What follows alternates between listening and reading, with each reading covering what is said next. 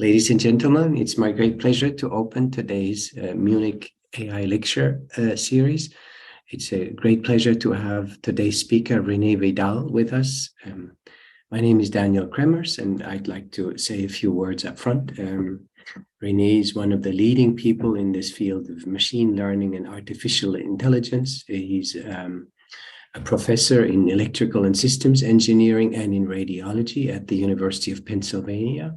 He's also director of numerous institutions, including the Institute for Data Engineering and Sciences and Science Ideas, the NSF Siemens collaboration on the mathematical foundations of deep learning, and the NSF Tripods Institute on the foundations of graph and deep learning.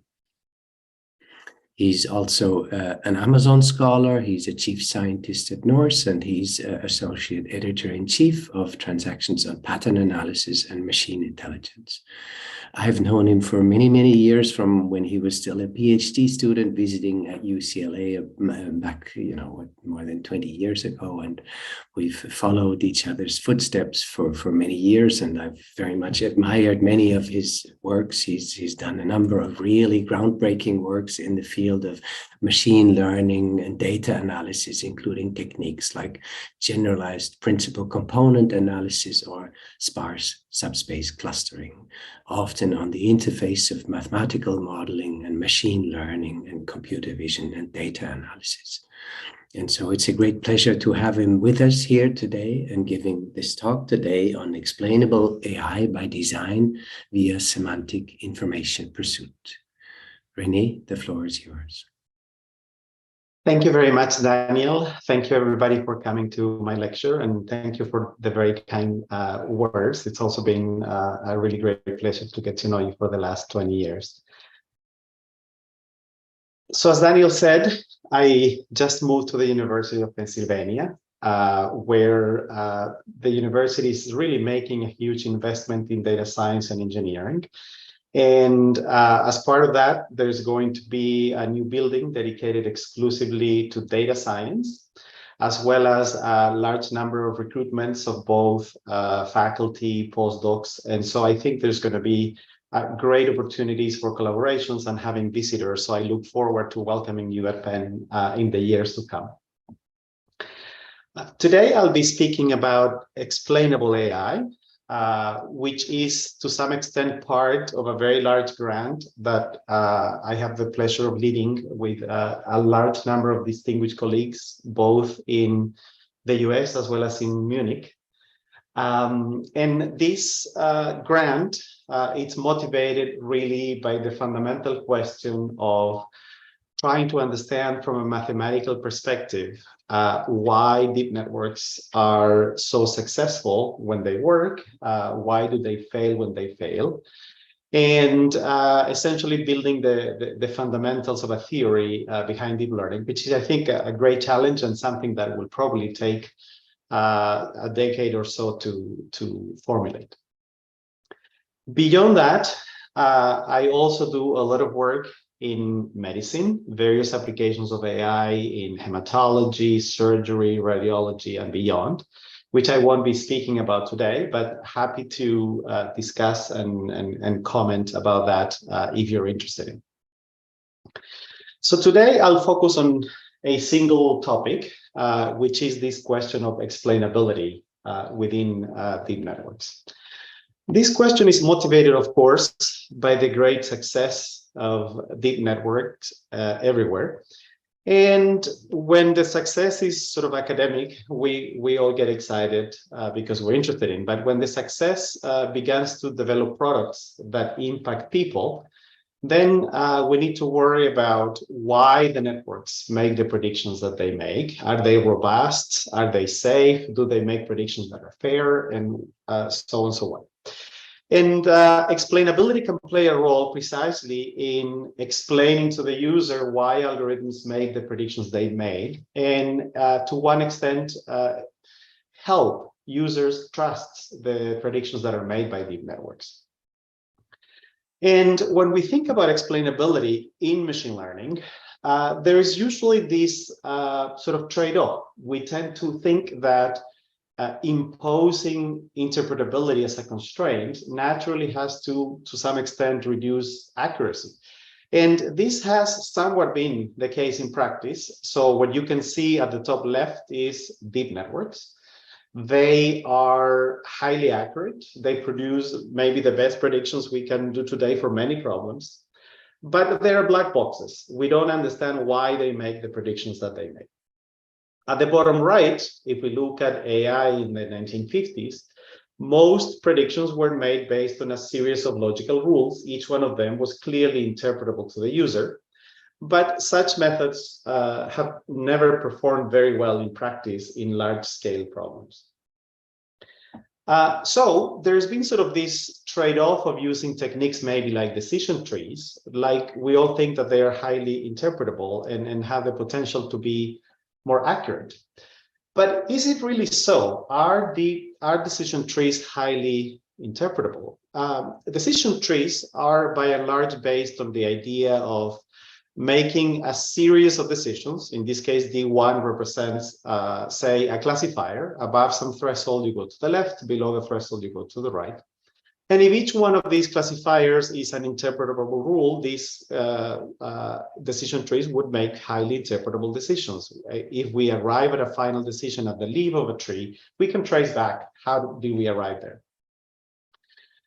The challenge is that they're not as accurate as deep networks. And so this has motivated work on so-called deep neural decision trees, where you can get much higher levels of accuracy. And so this is an example of a deep neural decision tree trained to classify birds in an image.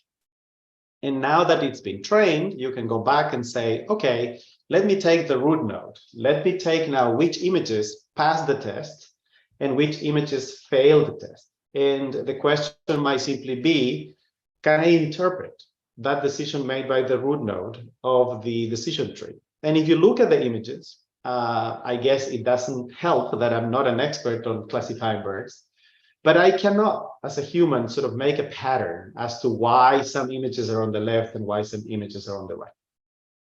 So the point I wanted to make is that many of these methods that we claim are interpretable, decision trees being one of them, are interpretable just because the tests are interpretable. Otherwise, they're not. And the same thing is true for statistical methods like variable selection. If the methods tell you, oh, this variable was the most important for classification, well, you know the meaning of the variable, then they're interpretable because you know a priori what the variables mean. But if you don't, then we're back to square zero. So partly because of this, and partly because of the questions of accuracy, the vast majority of existing methods today for explainability are what we call post-hoc. Namely, you begin with your favorite or your best trained deep network. You don't want to touch it because it's already highly accurate. And what you do is to try to explain why it made a prediction. So this is a neural network trained to do Alzheimer's classification from MRI scans. And the way in which explainability is done in this case is, can I say what regions of the image the method paid attention to when making a prediction? And that word pay attention to is translated computationally simply into saying, if I take that region and I compute the derivatives of that region with respect to the input pixels, which pixels have high sensitivity? And that has led to methods like GradCam and various extensions of that sort.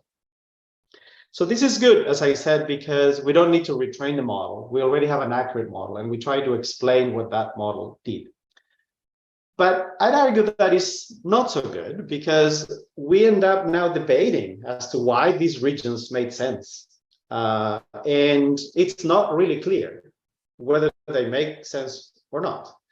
In fact, it's not really clear that we humans reason necessarily about what features are salient in order to produce explanations. And this has led some colleagues to really be great to criticize openly that this is not really the right approach to make AI explainable. And some of the comments you can find online. I like this one at the bottom, particularly because I work in medical projects as well, which is that the precarious state of interpretable deep learning is that we should be far more scared upon hearing that a hospital or government deploys any such technique than upon hearing that they haven't. So what we propose in our work is that we need to think about this sort of backwards. We need to ensure that a method, if we really want explainability, which we might not want, but if we do, then we should do that by design. And when we do by design, we have to start by defining what does it mean to be explainable to begin with, because otherwise we're just going to be debating as to why these regions are explainable, and otherwise every method will just propose a different technique to identify those regions, and they, in a sense, is kind of the method is the definition of explainability, and we should do it backwards. So try to come up with a definition first so that we can compare methods against a definition. So we don't have, I don't think we're going to come up with a definition even in the next 5 years, but I hope to at least motivate that we need to, and at least postulate what a definition might need to have in order to be successful. So here are some things that I consider important for an explanation to humans. I think humans will need explanations that are in terms of words, or are in terms of symbols, or at least patterns within the data that explain the reasoning that led to the decision. And I would also argue that explanations that are useful to a user have to have the user in mind when designing the explanations. If I were a clinician and I was explaining a diagnosis to another clinician, I would use a certain vocabulary, I would use certain explanations, and I know that the other person is an expert. If, on the other hand, I was explaining the same decision to the patient, I would probably use a different vocabulary to explain identically the same decision based on the same data, because I would adjust my explanations to the user. And so I think this motivates the fact that explanations should be user dependent. They're going to depend on the task, because I will use a different vocabulary for different tasks.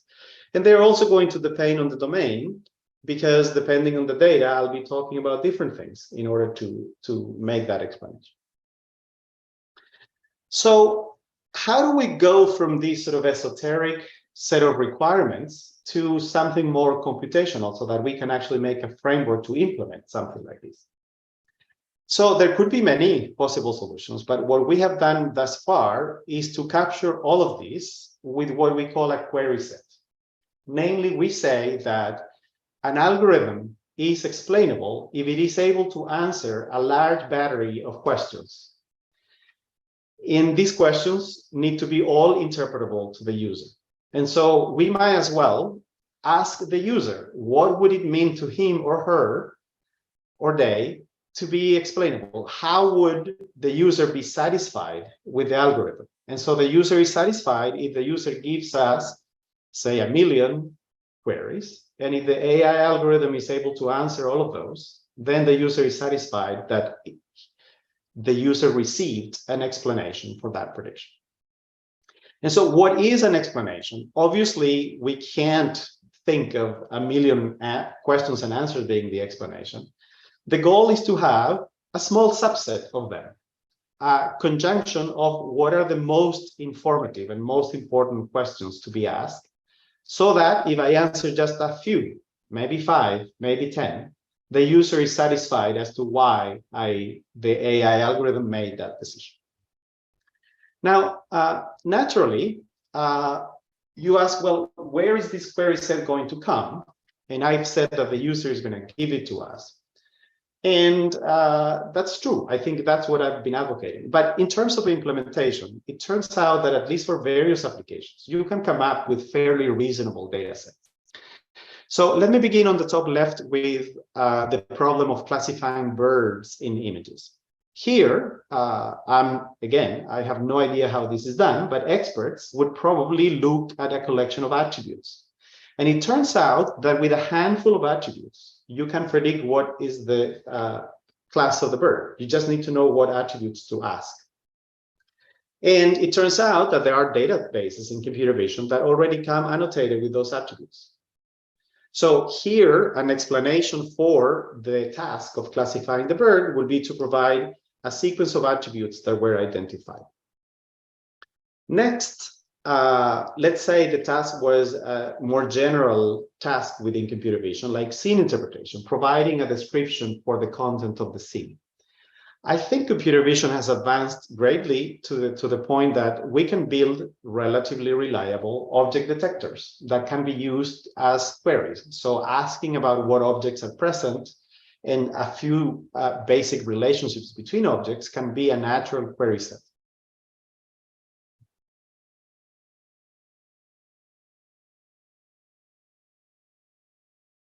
On the top right now, let's say that the task was to diagnose a patient. And this is actually very much the way patients are diagnosed. We ask the patients for a sequence of symptoms, whether they have them or not. Or we conduct a series of tests on the patient. And so this idea that we do medical diagnosis by asking a sequence of questions and answers is sort of part of the way in which it's done. And here you can see green means that the answer was yes, and red means that the answer was no. And at the bottom, this is another NLP task, maybe a trivial one, which is you just want to classify a document, what topic it is. And in this particular case, and I've chosen here queries being whether a word is present or not to actually illustrate weaknesses of the framework. Namely, designing a good vocabulary of queries is important in order for the framework to be successful. So again, as I've said, given this large set of questions and answers, what the algorithm that we're going to propose is going to do is to select a small subset of questions and answers, such that based on that sequence of questions and answers, I can predict the class of the bird in this case with, say, 99% probability. So the algorithm that I'm going to describe in a moment is going to be designed, therefore, to select the smallest number of possible queries that are sufficient for making that prediction. How do we do that? It's going to be using information gain. So this is going to be an information theoretic approach. So to summarize the introduction, in today's talk, I'll focus on the problem, assuming that those queries are given to me, and future work is to automatically discover those queries.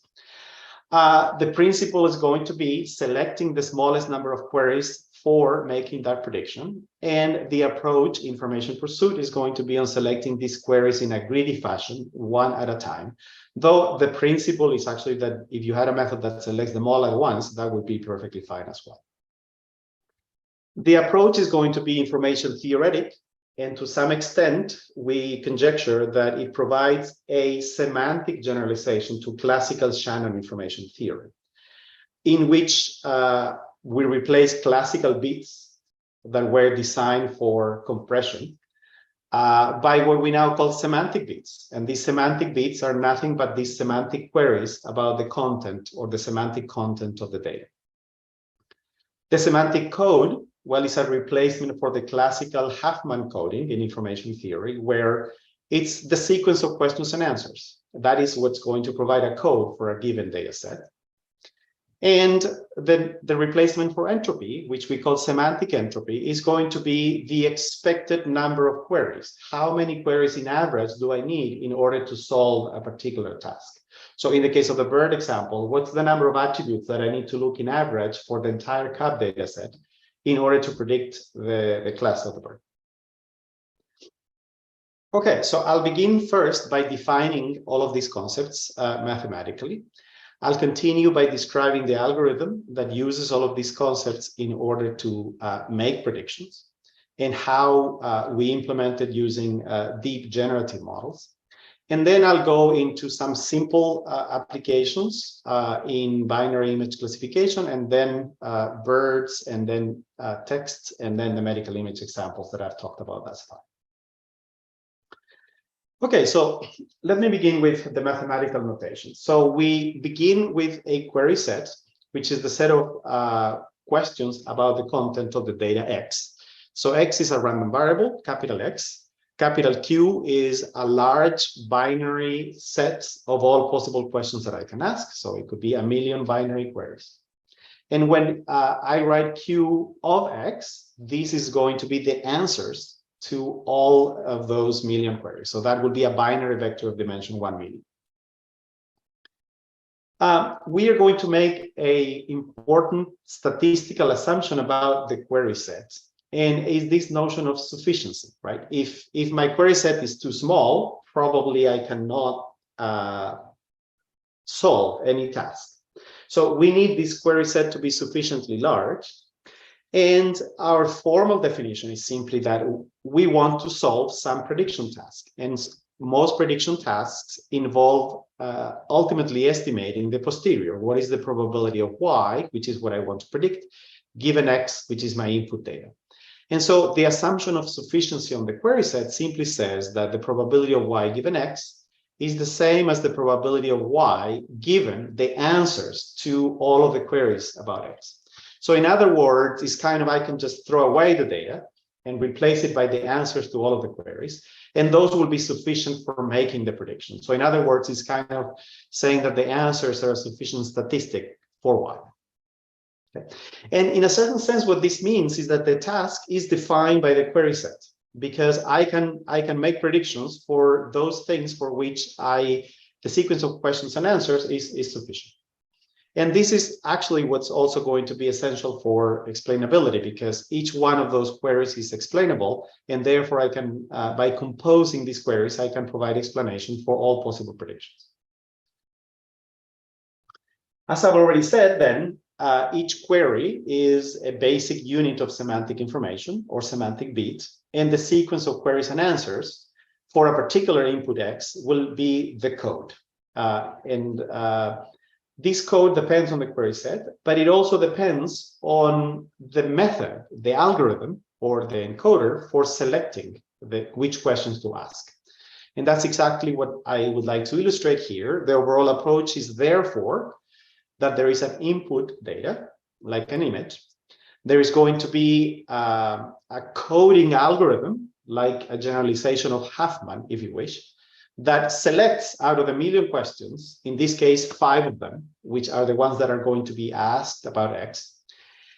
And then the role of the decoder in information theory is to make a prediction for Y, given only those 5 questions and answers that I've asked thus far.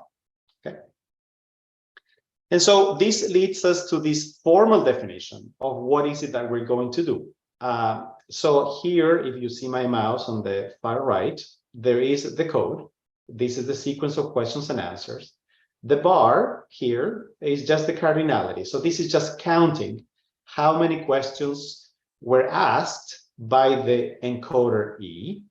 And then we take the expected value over all possible inputs. So this is really something like the average number of questions that I need to ask for all possible inputs of my task. And therefore, what we are going to do is simply to choose that encoder to minimize the expected coding length, the expected number of questions. So in other words, this optimization problem is set up to find the simplest possible explanation, the explanation in terms of the smallest number of queries. Subject to some constraints, which is I would like the questions that I select to be sufficient for my prediction. So this is the constraint of sufficiency that I stated in the previous slide that says that the probability of Y given X, which is what I want to predict, is the same as the probability of Y given the code. And so I'm trying to find, therefore, the smallest possible code that is sufficient for making that prediction. Now, you might be wondering, is there any connection with classical information theory? Is there anything that backs up? Are there particular cases of this framework that get classical information theory back? And so the answer is yes. If you go back to classical information theory, the task was not to do classification or general prediction task, but it was to do reconstruction. So the y is equal to x. And in classical information theory, you can do any binary encoding. So if here we allow Q to be the set of all possible binary queries. So in that particular case, the notion of semantic entropy that I've just defined is the same thing as classical entropy. The second is that this notion of semantic entropy is close, or the semantic code, the expected coding length is close to entropy. This is sort of a classical result of Huffman coding that is within 1 bit of entropy. And so this is also generalizable. And more broadly, there are a number of properties of this notion of semantic entropy that are useful for developing theoretical results, such as it's non-negative. If 2 random variables are independent, then their semantic entropy is 0. And the last one, which we think is going to be very useful for multitask learning, which is what about computing the semantic entropy between the data X and now 2 possible tasks, Y1 and Y2. So that is upper bounded by the sum of the semantic entropies of the individual tasks. I'll skip, but there is also some sort of generalization bounds that we have derived where semantic entropy can play the role of a measure of complexity for your hypothesis space, but I'll skip that part in this period of time. Okay, so thus far, I've just defined what semantic entropy is, and as I said, is finding some coding algorithm that selects the smallest possible number of questions that are sufficient for making a prediction. The issue is that doing so, or solving this problem, is in general intractable. So how are we going to compute? How are we going to find these encoders? So we propose to use an algorithm that is greedy in nature, that rather than selecting all questions together, we're going to select one question at a time. This is, if you wish, related to PCA, where you select one principal component at a time by maximizing the variance. So what we do here is, first of all, you select the very first question. The very first question, Q, is selected as the one whose answer, Q of X, maximizes the mutual information with respect to Y, which is what you're trying to predict. So this is actually simply saying, select the most informative question. The second question is selected using identically the same criterion, maximize or select the answer or the query whose answer maximizes the mutual information with Y. But this is given the fact that I've already asked one question. So this is pretty much like the game 20 questions that many of you may have played once. And in fact, you can play it with your kids. I was playing with my 10-year-old and I said, hey, I've got a number from 1 to 10 in my head. Ask me a question to guess the number. And surely enough, my kid said, is it less than 5? And I asked him, why did you ask me that question? Okay, he wasn't as sophisticated as what I'm going to say, but by and large, he said, because if I ask you if it is less than 5, it splits the search in half. And so if I tell you, yes, it's less than 5, then your next question is probably whether it's less than 2.5, because again, you're splitting the space in half.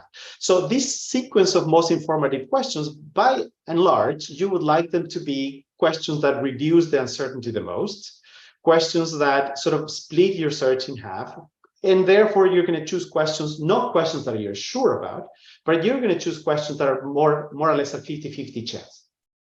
All right, and that's where having a rich enough query set sort of pays.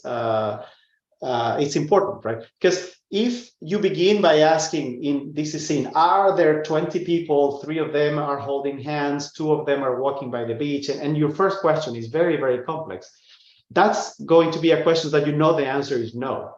And so you really need to select questions that really split your search 50-50 at the very beginning. And you can only get to answer or you get to ask very complex questions, they need to be in a sequence, each one of them reducing the uncertainty condition on the previous questions that you have asked.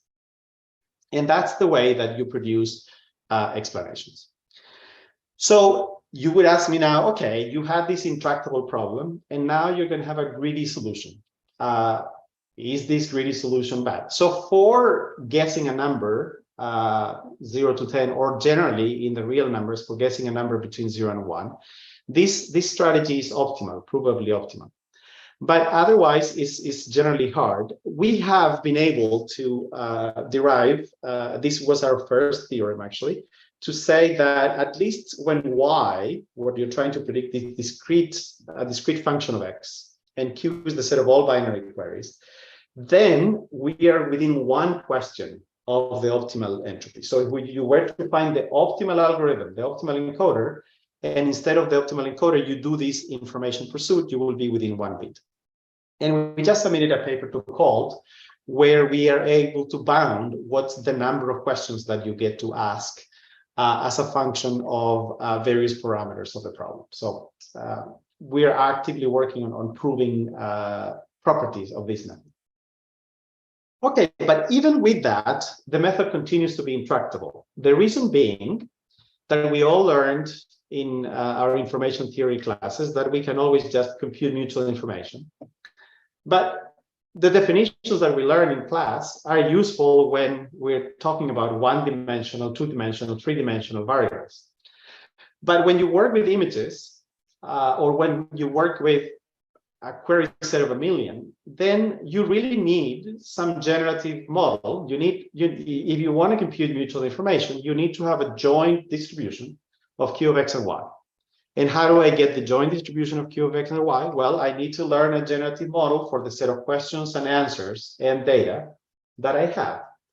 And this was very difficult in computer vision for a good 50 years, up until maybe 2015, where methods like generative adversarial networks appeared, then variational autoencoders, and today diffusion models. So today, I think for the first time, we have machinery that it allows us to begin thinking about the possibility of not only learning these generative models for high dimensional data, but also computing mutual information, and therefore implementing some of these coarse-to-fine techniques that actually were proposed in the 80s.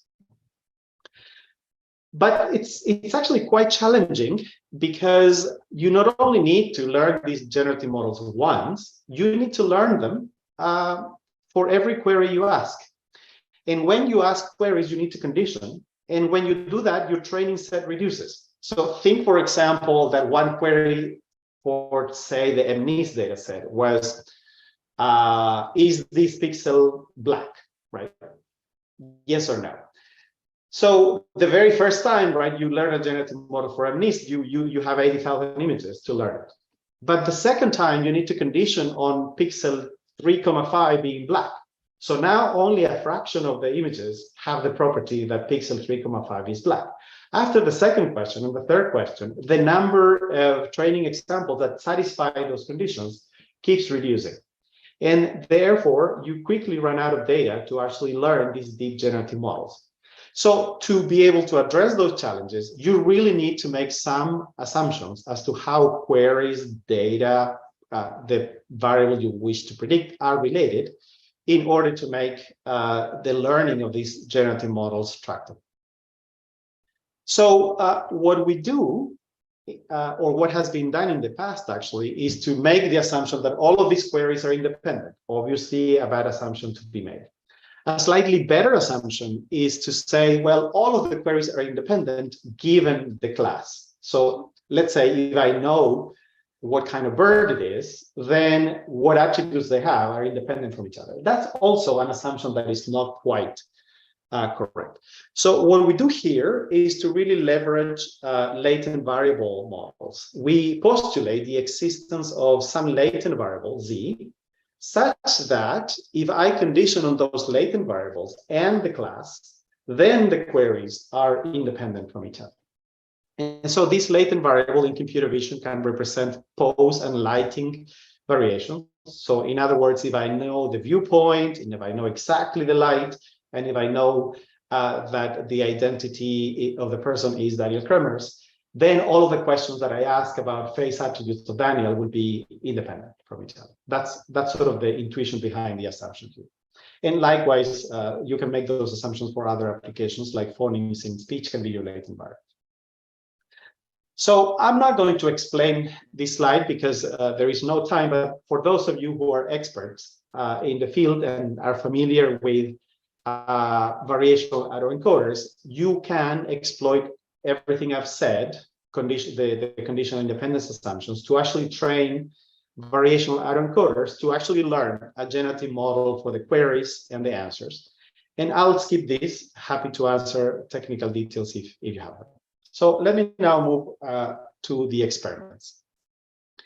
I'll begin with something absolutely trivial that at this point is considered a sole task in computer vision, namely classifying images of the MNIST digits. You can train a deep network, not very complex, to get 99.999 accuracy on this task. So why should I bother to present experiments on this? I bother because I would like to do it in a different way. I would like to do it in a way that is more explainable, as the goal of the talk is. And so rather than giving you access to the whole image of the MNIST dataset, I'm just going to give you a small 3x3 patch. And in fact, I'm not going to give it to you. I'm going to ask you, what patch should you select from the MNIST image without knowing the image yet? What patch should you select to predict the class the best? And if you're not able to do it from a 3x3 patch, maybe I'll ask you, what second patch would you select? Like the 20 games questions that I was talking about with my chat. And so this is exactly what I'll illustrate here. So on the left, you have the true image that you don't know yet. So that's like the number in my head that my kid needs to guess. Here is the image at the center is all gray because you haven't seen anything as of yet. And on the right is what class this is. And it's all blue because it's 1/10. There are 10 possibilities and you don't know which one it is. So I would ask you, what is the 3x3 patch you should look at first? And I want to emphasize that this first question is a function of the distribution of the data. It's not a function of the input image. It's like my kid answering, is it less than 5? He didn't know what number I had in my head. He just selected the question that splits the space in half. So likewise, here is like, what 3x3 patch would you look at in order to distinguish among digits in 10 classes? And so because we train a deep generative model on the MNIST data set for patches, we can answer the question by finding the patch that maximizes the mutual information for predicting the class. And it turns out it's this patch, and it is white for this input image. It could have been black for another one. And once I have this patch, I can already change my posterior. You can see that the algorithm thinks it's possibly a 0, thinks it's possibly a 2, and both hypotheses are consistent with that pixel or that patch being white. Then you ask, what is the second most informative patch? The algorithm is now a little bit more confident that this is a 2. And I'll keep running this, but you see that the algorithm even gets lost. Here, the algorithm thinks it's more likely that it is a 1. And being a 1 is consistent with those 2 patches being white and those other 3 patches being black. Here, the algorithm is sort of convinced that is not convinced, but it thinks that the 0 hypothesis is the most likely, also consistent with the pattern in there. And it took the algorithm about 8 questions in order to really pick towards the fact that this is likely to be a 2. And after 11 questions, the algorithm was confident with 99% probability that this is a 2. And so by looking only at these 11 patches here, you can predict the class of the digit with, okay, it's not 99.999, which is what you would do if you had access to the whole image, but it's very close. And so here are actually the numbers. If you do this over the entire MNIST data set, on average, you have to observe 11.54 3x3 patches, and you get a 99.15% accuracy with this method. So again, you're dropping a little bit in accuracy, but you gain in interpretability by every time you make a prediction as to this is the number 2, I give you the sequence of regions that led to that prediction. And I actually tell you that they are the most informative as measured by mutual information, as opposed to by some esoteric gradient and then us fighting about why that was the correct one to be chosen.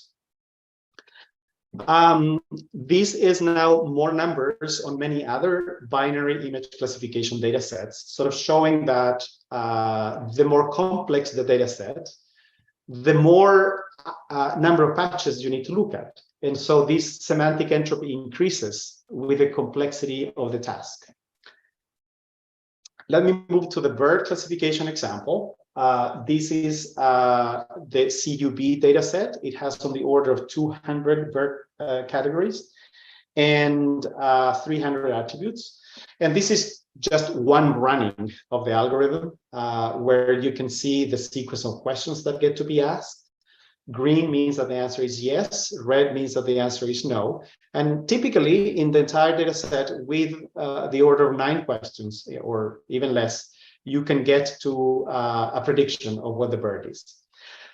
Our method here does, I don't know, something like 76% accuracy on this data set. And if you really train your best deep network to do this, you probably get 82%. So we have a drop of roughly 5% accuracy, but we can produce an explanation as to why we made the prediction.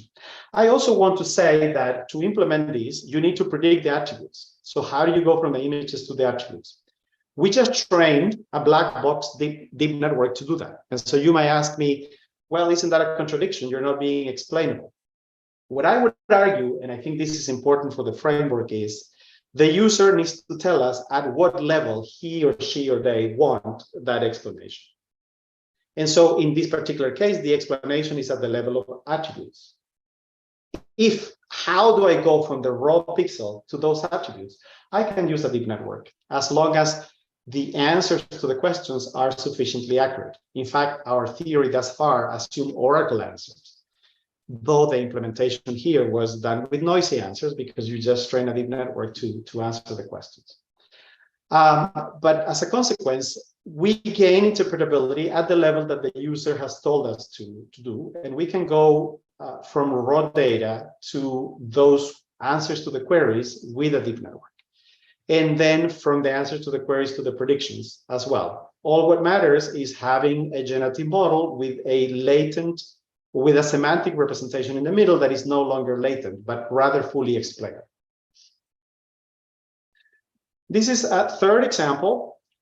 Here the task is to classify news. And the input data is a headline, as shown in the top right, as well as a short description. And the label is what is shown at the top, which is in this case travel. And again, there is a few hundred, I think, different categories here. I'm only showing 10 for illustration purposes. This is an example of choosing a bad query set for the task. The query set here is out of all words, we selected, say, the top 1,000. And the query set is simply asking, is that word present or not? Why is that a bad query set? It's a bad query set because if you simply ask, is this word present or not? Well, you know that with high probability, the answer is no. And as I said at the beginning, you really want questions that are 50-50. And interestingly enough, at least for this data set, the first question, which again is a question that is independent on the input, it's really the most informative for that task as learned from the data, is whether the word Trump is present or not. And as you can see, there are many red, meaning that the answer was no, and it was only 33, question 33 is the first question that the answer was yes. And so in this particular case, it took us many more questions to identify that the class is travel. And again, this is, as I said, because the data set, the query set is not great. And last, example, we've been able to apply this also for medical diagnosis. So this is the SIMCAT 200 data set that has 200 different diseases. In this case, it's a very sparse data set in which there are very few symptoms per patient, so it makes it much harder. And the sessions with the patients are always prompted by an initial question, so that's why there is a 0 question here. And then the task is to predict the disease label. So again, the algorithm simply, what the algorithm does is it selects one symptom at a time, the most informative for making that prediction. And then depending on whether those symptoms are present or not, it makes a prediction as to what is the disease. And once you make a prediction, then you can say back, I made that prediction of this disease because these 4 symptoms were present and these other 11 symptoms were not present. And last but not least, we've compared also with many other methods. You could begin thinking about, well, isn't this related to attention? Maybe I don't need to do all of this machinery of computing the most informative questions. I could just select the one that has the highest attention in a transformer architecture. Or I could maybe train a reinforcement learning type approach. Like the idea of selecting the next query is kind of taking an action. The idea of classifying correctly is sort of a reward. So you can actually train reinforcement learning algorithms to do this. So I'm just going to give you one of the 3 curves here. The x-axis is how many queries you ask. The y-axis is what is the accuracy that you achieve. The green curve is random. Say of all the queries, you just select them fully at random, and how many queries do you need to ask? And what I wanted to point out is that the RAM algorithm, which is an attention-based, it's a reinforcement learning-based algorithm, that's worse than random. This is the green curve, and the purple, that's about the same as random. Probabilistic hard attention is the orange curve, and that's a little bit better than random. And the information pursuit method, which is there at the top in blue, is the one, therefore, that with the smallest number of queries is able to achieve the highest accuracy. So in summary, I hope to have convinced you that explainability is an important topic as AI methods get deployed in the real world. That existing methods for explainability that are post-hoc are probably not the way to go, and that there is a need for coming with good definitions of what explainability means. We've postulated here a first attempt to do that by design, by letting the user tell us what explainable means to the user, and using a query set to define a notion of explainability.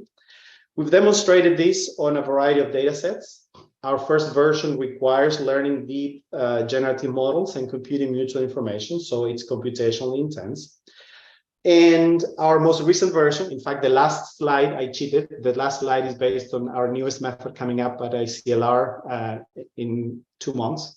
It's really based on training networks to predict the next query, essentially proving that you can use variational frameworks to get the most informative query without having to learn a generative model and without having to compute mutual information. Future work, there are many. How do we select the queries? How do we learn them from data? How do we verify that this framework is what the user would select as the most informative ones? And validation is of course, natural next steps. Thank you very much. Thank you, René. This was a wonderful talk, as expected, I should say, having heard you speak many times in the past, but very interesting, lots of innovative work. Do we have questions? Maybe I'll start with a question myself regarding that key kind of algorithmic approach that you're advocating, the information pursuit, where you always ask one question at a time. I think, one could probably cook up counterexamples like this patch example. If I knew up front I'm allowed to query 2 patches, then I would choose a particular pair of patches, whereas if I choose only 1 patch, I might choose a different patch. So clearly, if I'm allowed to ask, for me, the question is, isn't this 1 patch at a time or 1 query at a time, isn't that invariably suboptimal? And could one not generalize this to a strategy where at every iteration you are allowed to choose K additional queries? Yes. So, yes, the information pursuit strategy is in general suboptimal. And I mentioned in one slide of the talk a particular case where it is optimal, which is just when you have to choose a number in an interval. And I presented also a case where it's nearly optimal within 1 bit of the optimum. Our call paper that we recently submitted establishes conditions under which the strategy is a good strategy. And the conditions that we have established have to do with what we called the always having a query which is epsilon close to being 50-50. And so when you have a query set where you don't have such near 50-50 questions, then you can be very suboptimal. And in fact, there are results in the literature showing very bad counterexamples for the strategy. So what we've proven in this upcoming call paper is that epsilon, which is how close you are to having a question within epsilon of 0.5, it's what gives you the expected number of questions that you need. It's something like the entropy of y, which is you're trying to predict, divided by something like the logarithm of something that depends on epsilon. Now, to your question about should I ask 1 question at a time versus 2 or versus 3. First experiment and then a little bit of the intuition. So we have done experiments, say, with selecting 1 pixel at a time, 2 by 2 patches, 3 by 3, 4 by 4, to actually assess both whether you get the same regions being selected as well as what is most efficient. And indeed, you don't necessarily, well, we don't have a quantitative measure. It's not straightforward to assess whether you get the same or not. We need to do more tests on that. But indeed, there can be variations depending on the size of the query set. We settled on 3 by 3 precisely because of that, because it gave the best trade-off between getting sufficiently many pixels in order to make a better prediction.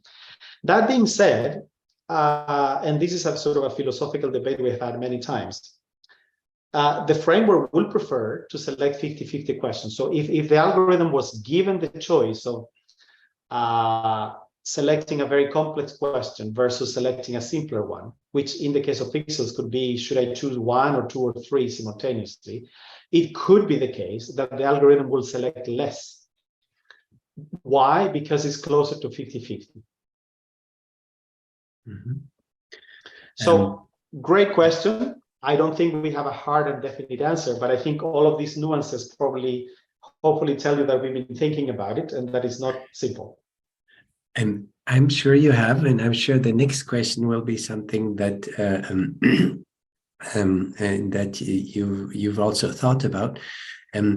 You're starting with the assumption that you have a large set of questions, and you mentioned it needs to be sufficiently large for this method to be applicable. Yet, even if you start with a large set of questions, sometimes it would make sense to maybe allow the machine to come up with more appropriate questions, right? Where you say if the machine could actually choose the question it queries, then it could get away with even fewer questions. Is the proposed framework able to somehow generalize so that you can not only decide which questions to ask, but also come up with potentially more appropriate questions? So that's exactly what we are thinking about right now. We are actively working on the question of how do we learn the query set and how do we learn it in a lifelong learning fashion that you can possibly augment it. Mm-hmm. And because we want to little by little move from, patches being the questions to the questions being actually semantic, I think a natural framework is to use large language models, so that you can think of sort of the embedding space of those language models as a continuum space that allows you to potentially select any question. And we are actively working on the idea of how do you compute mutual information with that continuous space now being indexing the query selection. So that in principle, if the large language model is large and has any possible question, right, then you could select additional questions that were not provided by the user. But I think that's a great topic, an active topic of research that we are working on. But I think it will require many people actually to figure this out. I think it's a very non-trivial question. Okay, I think there's a question by Serkan. Maybe Serkan, if you want to unmute yourself, please. I think the easiest is that you just ask your question. Hello, Professor. I have a question. Can you define a hierarchy of semantic groups? Did you try anything like that? Instead of taking queries one by one, we can define groups in a hierarchical manner, and we can expand the ones that are relevant. We can make them more detailed yes, in a sequential manner. We have thought about that a lot. We have not written a paper about it yet, but indeed, putting a hierarchical structure on the query set is the way to go, I think. And I think that relates also to Daniel's question. When you have selecting 1 pixel versus a 2x2 patch, there you could build a hierarchy there. Or there could be a lot of hierarchies, such as if the question is there a cat in this window in the image? Then you know for sure that the answer to is there a cat in any larger window that contains that one, you already know that the answer is yes. And so that kind of hierarchical relationships among the queries are very important to gain efficiency, because once you answer one question, you already know the answer to many others. So we have thought the other example is when you have multiple instances in an image, right? You need to organize the questions of attributes as depending on which instance. Like if you have, say, 5 cats, then you can ask an attribute about cat number 1. So the hierarchical organization is also can be built on the fly depending on answers to questions thus far, and that might change your hierarchy. So we have thought about all of those possibilities, but we were stuck first on the more basic computational question of learning these very big, deep generative models to actually even just compute mutual information for flat query sets, where all you need to do is to evaluate the mutual information for each question independently. So that now that we have the variational information pursuit framework that allows us to scale to larger data sets, we're going to go back to many of the things we thought about hierarchical data sets and learning the query sets, which we couldn't implement because we were sort of focused first on getting the framework implemented based on the deep generative models. So the answer to your question is, yes, that's coming next. And we didn't do it thus far because of computational limitations. I see, thanks. One more question from my side, if I may. This is a somewhat heretic question. I know explainability is very important, but let's say, you develop a method that can classify birds and you're saying it's explainable, but it's not as accurate as the best performing deep networks, maybe 5% less precision or whatever, right? then the question is, what is the benefit, right? I mean, if you think about it, every day I drive my car, I don't understand how the car works. It just works. What's the benefit of understanding how it works? Is that important? What do I gain somehow by the method being explainable? What's your view on that? Two parts of an answer. I was in a Trustworthy AI panel maybe 6 months ago, and to try to be the least possible controversial, I sort of offered the example that in the early 900s, when elevators came about, people didn't trust them and they didn't want to get into them for many years, actually. And that eventually today, I said, we don't question it, right? It doesn't matter how it works. We just go into them and we know it's going to work. And to my surprise, a ton of people said, I don't trust elevators. So the fact of the matter is that you're right. We do many things in our everyday life that we no longer question whether it's accurate or not. We have a thermometer and we use it. And we just trust that the same is probably going to be true with the cars. But that, first of all, that's not true of everybody. Second, there are applications, and I think medical diagnosis is one of them, where the technology might just not be adopted because you don't trust, right? If the algorithm says, oh, only look at this 1% of this image, and I can guarantee you that with 95% probability the tumor is not there, right? Then if you made a mistake, then who made the mistake? Was it done by the clinician? Was it done by the algorithm? Who is the patient going to sue? And when it comes to decisions that have consequences, and going back to the car example, if it did fail, right? Who are you going to sue? The driver, the company, the person that created the AI software? It may not be needed actually for the user to drive, but it might be needed to determine why the car failed, and therefore who is supposed to pay for the damages. That's a good point. Thank you. Do we have any other questions? I don't see any at this point. And I know René is eager to get back to the ICCV papers because the deadline is tonight.